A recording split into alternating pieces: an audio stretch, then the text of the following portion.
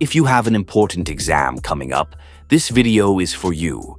I'm going to share some powerful study techniques and exam preparation strategies that can help you ace your next test. These tips are based on proven research on how the brain learns and retains information most effectively. By following these methods, you can maximize your understanding of the material and improve your exam performance without having to resort to endless hours of rote memorization. So whether you're studying for a big midterm, final exam, or any high-stakes test, stick around. This video could make a significant difference in your grades. So let's get started. The first key point I want to emphasize is the importance of prioritizing understanding over pure memorization. It's a common mistake that many students make.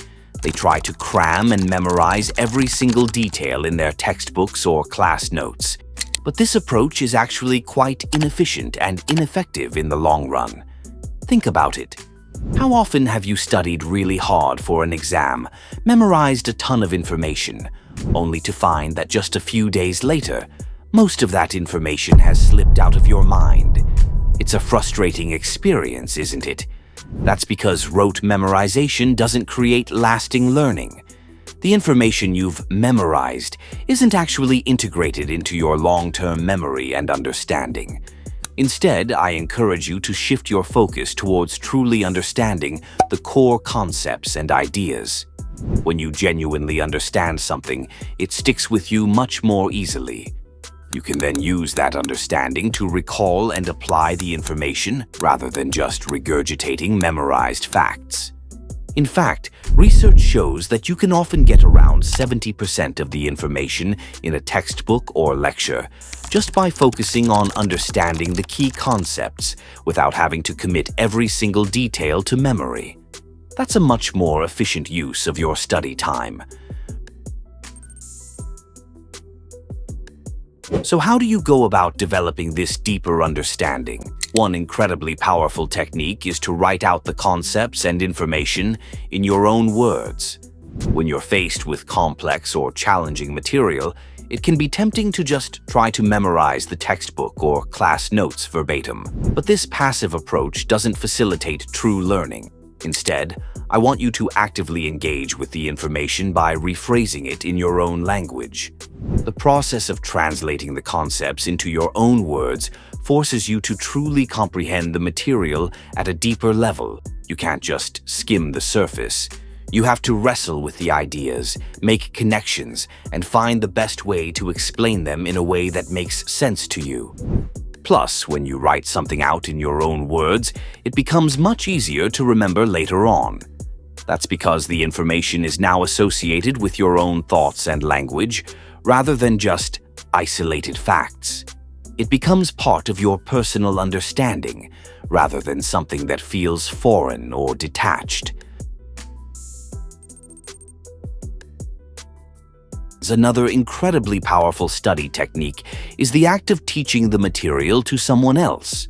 I know it might sound counterintuitive, but teaching is one of the best ways to solidify your own understanding. When you teach a concept to another person, it forces you to really grapple with the information at a deeper level. You can't just skim the surface or rely on superficial memorization. You have to be able to explain the ideas clearly, anticipate questions or misunderstandings, and make sure the other person genuinely comprehends the material. The process of teaching activates different parts of your brain compared to passive studying. You're engaging in active recall, making connections, and reinforcing the information in your own mind. Plus, you get immediate feedback on how well you know the material based on how effectively you can teach it. Even if you don't have someone physically present to teach, you can still get a lot of the benefits of this technique.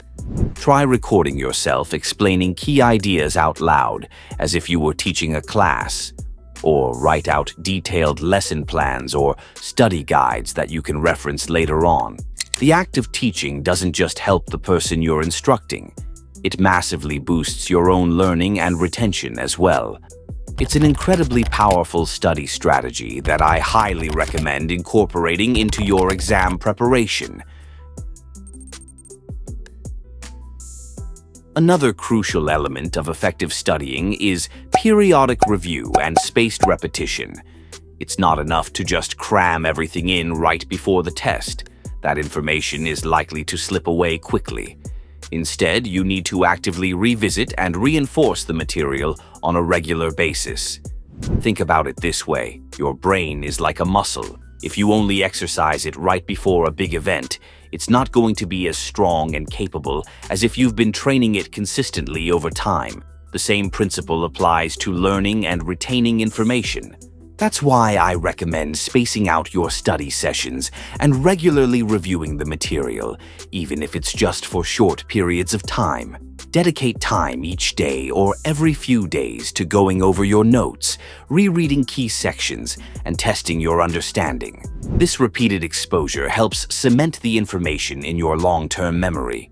The specific timing and approach can vary, but the key is to avoid cramming everything in at the last minute. Instead, start reviewing the material early on and spread it out in manageable chunks.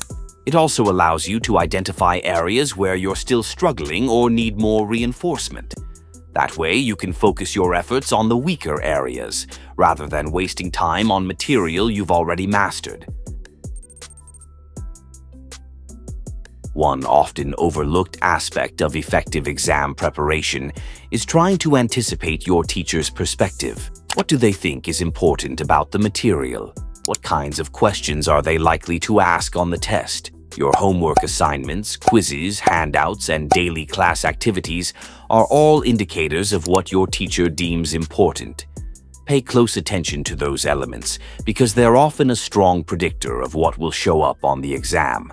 Now, that doesn't mean you should completely ignore the less emphasized parts of the curriculum. You should still review those areas, just perhaps not to the same degree as the most heavily emphasized topics. There's an old rule called the Pareto principle, or the 80-20 rule, that can be really helpful here. It states that roughly 80% of the outcomes or results come from only 20% of the inputs or efforts. In the context of exam preparation, that means you can often get 80% of the information you need by focusing on just 20% of the material, the parts that your teacher has clearly signaled as being the most crucial. The final key element of effective exam preparation is practicing with past exam questions and papers. This is an absolute game changer, and I can't overstate how valuable it is.